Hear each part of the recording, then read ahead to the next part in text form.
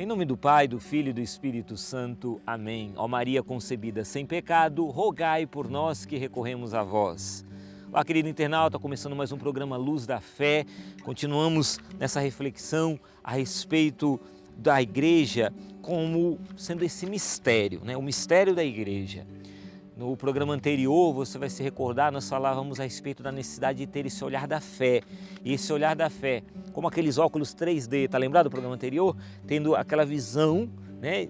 Com uma lente você enxerga a igreja como essa realidade visível, uma realidade humana, mas ao mesmo tempo você enxergar a igreja com essa realidade espiritual, divina, transcendente, realidade do céu. É preciso enxergar a igreja com esses dois olhares.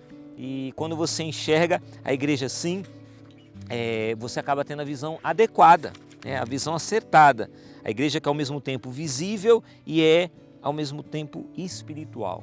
Assembleia visível, comunidade espiritual. E agora nós prosseguimos no número 772 e 773 do Catecismo da Igreja. E nesses números 772 e 773, vamos falar sobre a igreja enquanto mistério da união dos homens com Deus. E aqui o Catecismo vai nos trazer que é na igreja que Cristo realiza e revela seu próprio mistério como a meta do desígnio de Deus. Recapitular tudo nele. São Paulo denomina de grande mistério a união esponsal entre Cristo e a igreja. Por estar ela unida a Cristo como a seu esposo, a própria igreja também se torna mistério. Então, tendo em mente a igreja enquanto mistério, o exemplo então que o Catecismo nos traz é o mesmo exemplo que Paulo, né, cita para nós, está ali na carta aos Efésios, quando ele vai falar a respeito da união entre Cristo e a sua esposa, a igreja, dando até essa união como uma referência para o relacionamento do marido e da mulher, do marido e da esposa. Carta aos Efésios, capítulo 5, versículos 25 em diante, vai dizer assim o apóstolo: maridos, amai vossas mulheres, como Cristo também amou a igreja e se entregou por ela, a fim de santificar pela palavra aquela que ele purifica pelo banho da água. Pois ele quis apresentá-la a si mesmo toda bela, sem mancha, nem ruga ou qualquer reparo, mas santa e sem defeito. É assim que os maridos devem amar suas esposas, como amam o seu próprio corpo.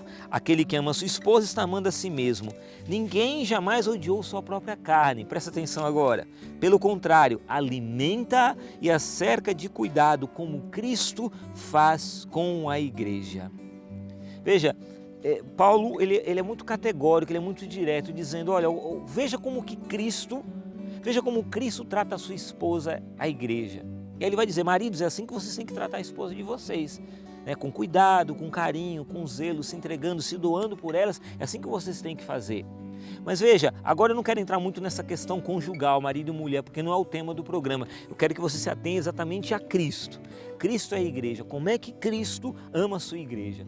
Cristo ama a sua igreja se entregando por ela e alimentando-a e a cercando de cuidados. Cristo alimenta a sua igreja e a cerca de cuidados. Interessante, meus irmãos, que no mundo animal, a gente vai falar, você que gosta de ver essas coisas a respeito do mundo animal, assiste esses canais sobre o mundo animal, é interessante porque existem algumas espécies na natureza que vivem esse cuidado com os seus filhotes, com a sua cria, e vivem esse cuidado chegando ao extremo de dar a própria vida. Vou citar aqui 4 exemplos de animais, de espécies, tá bom? A primeira espécie eu quero falar que é o polvo. É o polvo, né? Aquele animal, né, aquático, o polvo, a mamãe polvo. Não sei se você sabe, quando ela vai depositar os seus ovos, ela deposita até 50 mil ovos, né? Muito ovo, né? 50 mil ovos. E ela vai cuidar, ela vai viver uma quarentena. Durante 40 dias, ela cuida daqueles 50 mil ovinhos. Ela vai ali oxigenando, soprando sobre aqueles ovinhos para que os filhotes possam, né, os polvinhos, né, possam nascer. E ela vai ali cuidando deles. Só que tem um detalhe, ela não se alimenta, porque para ela se alimentar, ela tem que deixar os ovos. Então ela não deixa. Então ela vai perdendo toda a sua energia. Ela vai se gastando, vai se consumindo. E essa energia que ela vai perdendo, ela vai dando toda para aqueles 50 mil ovinhos, para garantir a sobrevivência deles. Quando os ovos nascem, né, começam a eclodir ali, nascer os filhotinhos, a mamãe morre, porque ela deu toda a sua energia, deu toda a sua vida, né, para aqueles ovinhos poderem ter condições, né, de nascer e de poder viver. Esse é um primeiro exemplo. O segundo exemplo é de uma foca chamada foca da Groenlândia. É um animal que ele é grande, né, um bicho grande, e o leite da mamãe foca tem 60% de gordura. Então, um leite bem gorduroso, né? E ela, quando ela vai alimentar o seu filhote, ela então enche esse filhote de gordura. Durante 12 dias ela fica enchendo de gordura. Só que como o seu leite são 60% de gordura, acontece algo interessante. Ela começa a emagrecer, ela vai perdendo o peso. Ela vai perdendo, para você ter uma ideia, essa foca ela chega a perder 130 quilos. Chega a perder 130 quilos de massa corporal, dando o seu leite para a sua cria. Esse é o segundo exemplo. O terceiro exemplo de animal é a gazela.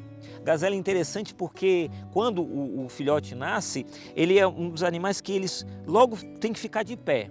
E a mamãe gazela põe o seu filhotinho de pé, ele nasce ali e ele já é vital que ele fique sobre as próprias patas e já comece a caminhar. O quanto antes ele correr, caminhar vai ser melhor.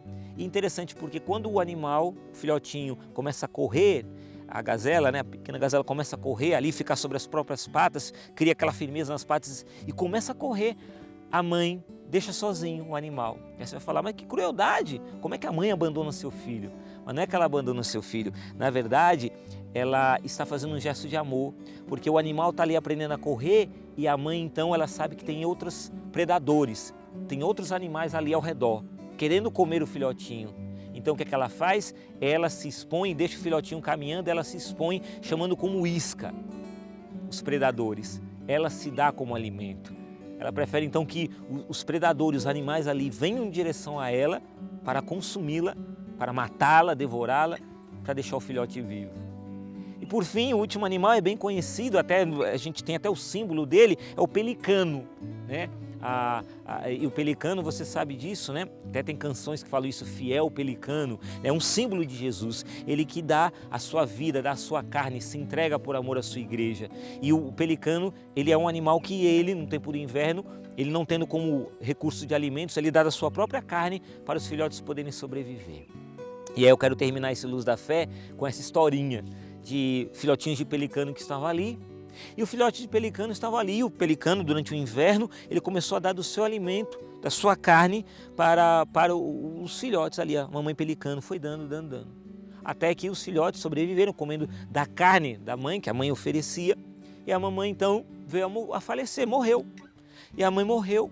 Quando ela morreu, um dos filhotes virou para o outro, para o irmãozinho, e falou assim, até que enfim, né? Porque eu já estava enjoado desse alimento. Não aguentava mais. Vamos mudar de comida agora. Muitas vezes nós somos assim diante de Deus. A gente se enjoa muito facilmente daquilo que Deus nos oferece. A gente se acostuma muito facilmente com o sobrenatural, com as bênçãos de Deus.